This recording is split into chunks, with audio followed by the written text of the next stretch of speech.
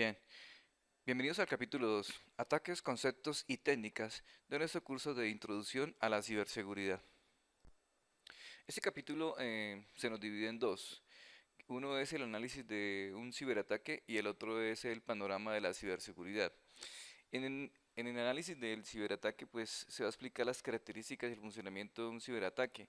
Eh, Va a explicar cómo atacan las vulnerabilidades, o sea, cómo buscan las vulnerabilidades, identificar los ejemplos de vulnerabilidades en la seguridad, describir los tipos de malware y los síntomas, describir los métodos de infiltración y describir los métodos utilizados para denegar un servicio. Entonces, en esta primera parte vamos a ver es cómo un atacante busca vulnerabilidades, busca algunos programas o realiza programas para encontrar esas vulnerabilidades o después de que las encuentra, cómo lanza ese ataque, cómo manda un troyano, cómo manda un virus para poder infiltrar en algún sistema y también pues ver qué síntomas puede tener un ataque de, de cierto troyano. Algunos atacan, algunos presentan cosas diferentes, unos vuelven el equipo más lento, otros llenan el equipo de información, otros cifran la información, otros simplemente están sacando información. Entonces, en esta primera parte vamos a ver es cómo ellos, cómo el atacante penetra en o cómo encuentra las vulnerabilidades en un sistema de información. Ya en la segunda parte, que es el panorama de la ciberseguridad, en estas tendencias de los panoramas de las ciberamenazas y descubrir cómo es un ataque combinado, que es aquel que eh, se utilizan diferentes métodos de ataque, diferentes herramientas, mucho trabajo para que pues no sea detectado o mucho tiempo para trabajar un ataque a un sistema de seguridad. Se utilizan ya herramientas más sofisticadas. Entonces, los profesionales de seguridad, pues, ellos van a tratar de que se minimice la detección de ese ataque. Y lo que hace el, el profesional de ciberseguridad es, realmente casi nunca se puede tener un ataque, pero pues lo que se hace es minimizar el daño en este ataque. Seguimos con análisis de un ciberataque. Bien, búsqueda de vulnerabilidades en la seguridad.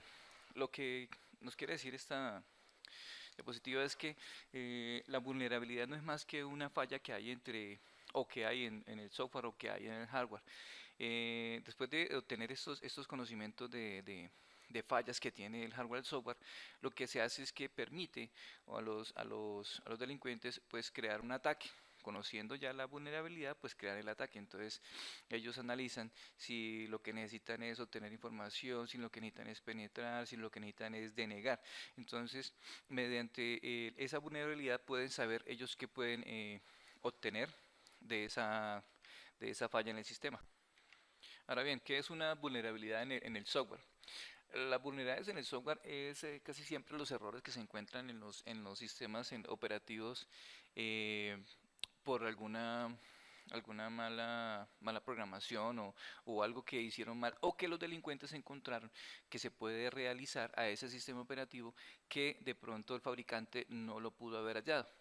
Entonces, cuando el delincuente encuentra una falla de seguridad sobre el software, sobre el sistema operativo, puede obtener información, puede llegar a penetrar, puede llegar a denegar un servicio. Entonces, para estas vulnerabilidades de software, lo que se hace es que cada vez que hay una vulnerabilidad, se informa o informan al fabricante y le dicen pues de que hay una falla, que encontraron una falla. Estos fabricantes se ponen a realizar nuevos parches de seguridad que son las llamadas actualizaciones. Por eso también es muy importante que nuestro software sea licenciado. Sí, porque si nuestro software es esto pirata, por así decirlo, pues estas actualizaciones no las vamos a obtener. Ahora bien, hay unas fallas de seguridad o bueno, unas vulnerabilidades que se encontraron. Entonces, debido a esto, crearon algún software malicioso muy conocidos, hay unos muy conocidos que pues que le permitían a los atacantes obtener control de todos los routers, controlar comunicaciones de red, infectar otros dispositivos y con esto, pues volverse esto masivo, o sea, era tan conocido que cualquier dispositivo o cualquier dispositivo que sería afectado con esto, pues ellos podían tener el control de los dispositivos. Y debido a estas creaciones de software para las vulnerabilidades, pues algunos fabricantes se pusieron a la tarea desde siempre a crear nuevas actualizaciones, cerrar esas fallas de seguridad, bloquear esas fallas de seguridad o inclusive a mejorar su sistema operativo, sacar uno, uno nuevo porque algunas vulnerabilidades ya no se podían trabajar, ya no se podían actualizar, entonces lo que hacían era crear un sistema operativo nuevo. Entre esos, Google formó pues un equipo permanente en búsqueda de estas vulnerabilidades de software. Ya las vulnerabilidades de hardware son pues defectos que hay en el hardware. Entonces pueden haber defectos de una placa board, de una antena, de una memoria. Un atacante puede encontrar que la memoria se puede llenar muy fácilmente, entonces hace un volcamiento de memoria. Un atacante puede ver que una antena radia cierto canal, entonces si la transmite, entonces ellos atacan ese canal. Un atacante puede ver que los puertos de un switch pueden haberlos dejado abiertos, entonces ellos pueden trabajar en esos puertos, pueden ver que los puertos están híbridos, o sea que pueden recibir tanto de acceso troncal o de o híbrido como tal. Entonces lo que hace es que esos atacantes miren esas vulnerabilidades de hardware y lo que hacen es atacar estas vulnerabilidades mediante otros, o puede ser con otro hardware o puede ser también con software. Clasificación de vulnerabilidades en la seguridad. Desbordamiento de buffer. El desbordamiento de buffer no es más que cuando se llena la memoria escrita por datos, esta memoria se acaba, se termina, se llena, por así decirlo, y el dispositivo ya no alcanza a procesar todo lo que tiene que realizar, todo lo que le envía al procesador, entonces ya ella no es capaz de procesarlo, no es capaz de reenviar, no es capaz de sacar esa información, y entonces hay un desbordamiento de buffer, lo que hace que un sistema se pueda caer o se pueda reiniciar un equipo. Eso es más o menos un desbordamiento de buffer. Una entrada no válida, eso más que todo se hace es cuando se envía un archivo malicioso, puede ser una foto, un programa, bueno, cualquier cosa que se envía, y lo que hace es que es o muy grande, el archivo no es capaz de particionarlo o no se deja particionar, entonces se acumula en las filas, no deja ingresar al sistema y lo que hace es un represamiento de de los datos que quieren ingresar. Entonces, cuando esto pasa, pues el sistema también se va a detener, va a tratar de, o le va a dar más recursos a esa entrada para poder ingresar ese archivo como tal, y lo que hace es que disminuye sus capacidades o en definitiva lo detiene. Condiciones de carrera no es más que cuando una información pues se lleva a un orden, eh, va particionada, lleva un orden y este orden no es capaz de reorganizarlo nuevamente el sistema, y lo que hace es que ese archivo pues al reorganizarlo no se va a poder leer. Entonces cuando el archivo que va desorganizado y el sistema lo intenta reorganizar y no puede, pues es un archivo que no nos va a servir.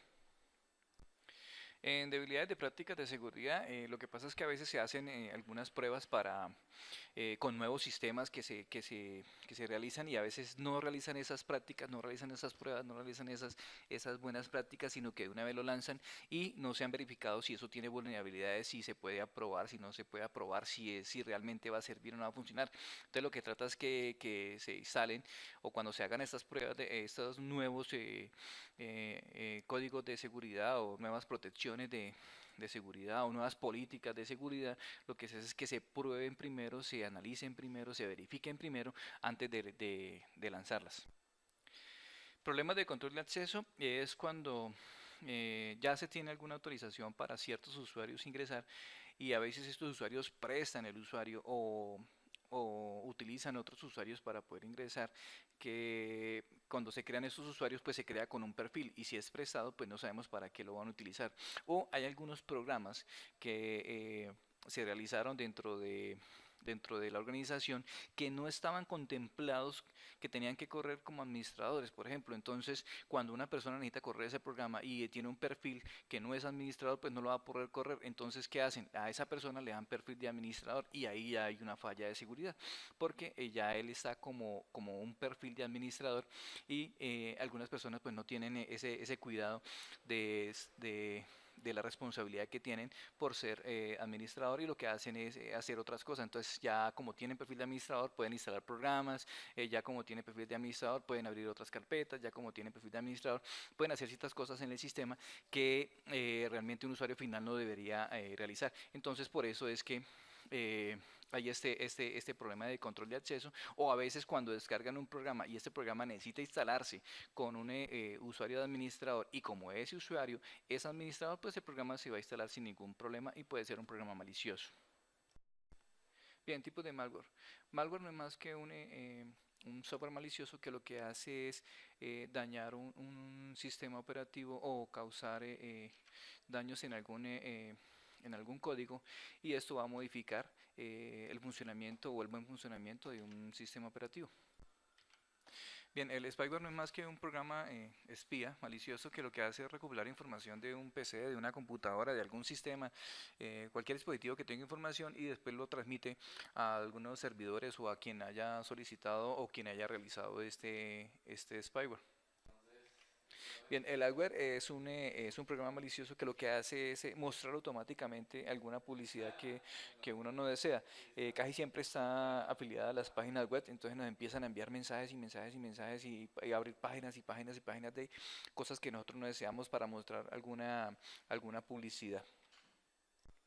Bien, un boot no es más que un programa malicioso que lo que hace es que se ejecuta automáticamente en tareas repetitivas.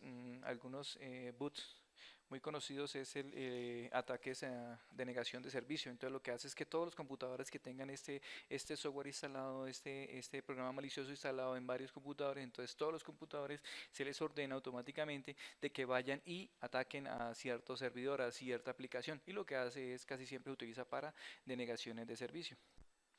Bien, ransomware. Ransomware es un programa malicioso que lo que hace es insertarse en la máquina y empezar a cifrar todos los aplicaciones, programas, todo el sistema lo empieza a cifrar o a encriptar, y el delincuente le coloca una contraseña para poderlo descifrar, que casi siempre es muy difícil de descifrar. En algunos casos estos delincuentes pues piden un dinero, o muchas veces lo piden es en moneda, en criptomoneda como Bitcoin, donde le solicitan que le envíe unos Bitcoin para poder ellos entregarles eh, el software o la clave para poder descifrar esta información.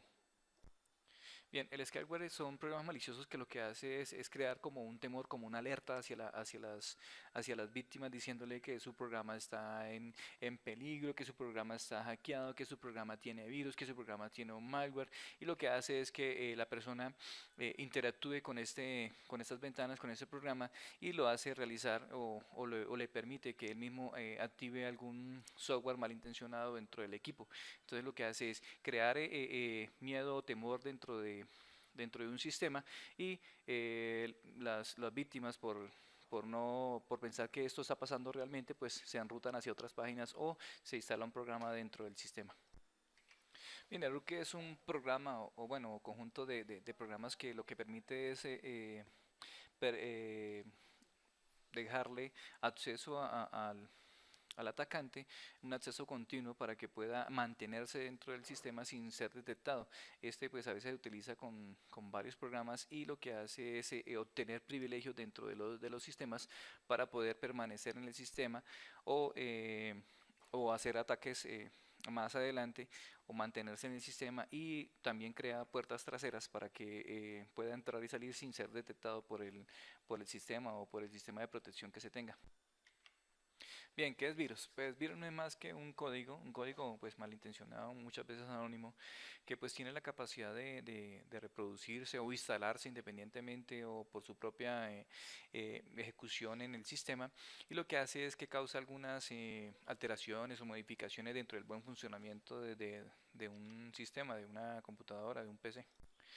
Bien, un troyano no es más que un programa malicioso que lo que hace es disfrazarse de programa legítimo o un programa bueno y lo que hace es modificarnos o dañarnos nuestro sistema. Bien, un gusano no es más que un programa malicioso que lo que hace es duplicarse dentro de la misma red o dentro de los mismos equipos. Esto lo hace prácticamente automáticamente y en un sistema operativo casi siempre son indetectables. Bien, ataque medio de middle o ataque hombre en el medio, lo que hace es que el atacante se pone en la red y todo el tráfico primero va a pasar por él y después lo reenvía hacia donde la víctima quiere llegar. Es decir, primero toma todos los datos que están pasando por la red y él las reenvía como si la víctima estuviera realmente ingresando legalmente al sistema donde quiere llegar. Entonces lo que hace es tomar todos los datos, tomar contraseñas, tomar información de la red, de todo lo que está pasando por esa red. Primero pasa por el atacante y después ahí sí va a las páginas donde tiene que llegar la información. Bien, síntomas que pues se pueden llegar a tener después de algún ataque o de el ingreso de algún virus o de algún software malicioso es que pues va a aumentar el uso de la CPU, hay disminución de la velocidad en los procesos en la computadora, a veces nuestra computadora se bloquea, nuestro PC se bloquea, nuestro sistema se bloquea, navega un poco más lento, existen problemas que a veces no se pueden superar, no se entienden qué fue lo que pasó, se pueden modificar archivos, se puede modificar, por ejemplo, el ransomware que modifica, cripta el archivo, lo cifra el archivo, a veces perdemos los archivos, a veces nos pasan o se nos convierten en accesos directos. eh, hay programas que nos aparecen que nosotros no hemos instalado, desconocidos, nos aparecen iconos en el escritorio, eh, se ejecutan programas que nosotros no hemos instalado, hay programas que se cierran, hay otros que no se pueden abrir y a veces, en muchos casos, pues empiezas a enviar información a otros destinatarios. En algunos casos se envían correos a destinatarios que no se han enviado o que no han solicitado. Bien, la ingeniería social es la manera o es la forma en que los victimarios interactúan con la víctima, los atacantes interactúan con la víctima y lo que hacen es obtener información de la víctima, alguna información esa es confidencial y lo que hacen es solicitar la información y la víctima pues se la da porque piensan que es algo legítimo o legal. Es decir, por ejemplo, si alguien quiere obtener información de su equipo, entonces le pide un momentico que le preste su equipo, que es que el equipo de él se dañó, que esa memoria no la lee en el equipo de él, que si la deja leer en el suyo. Entonces es información que él está solicitando constantemente, información inclusive a veces confidencial, y lo que hace es jugar con la víctima para que le dé esa información y por medio de toda esa información que ha recopilado, toda esa ingeniería social que ha hecho, pues preparar el ataque. Decodificación de contraseñas Wi-Fi. Bueno, para obtener contraseñas de Wi-Fi, pues uno es la ingeniería social y es que quien tenga esa contraseña, pues pedírsela de alguna forma, ingresando al equipo de la persona o que nos preste el equipo para obtener esta contraseña o de alguna forma pedirle que nos dé la contraseña.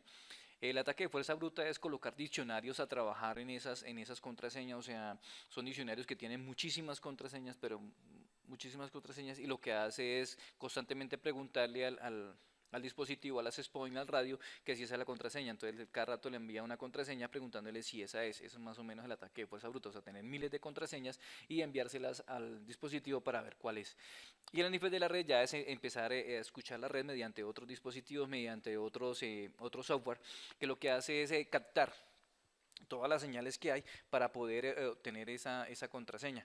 Eh, en sistemas de codificación muy seguros, pues obviamente este nivel prácticamente no nos va a servir, pero hay unos que son no tan seguros y nos va a permitir escuchar en la red cuál es la contraseña que se está enviando.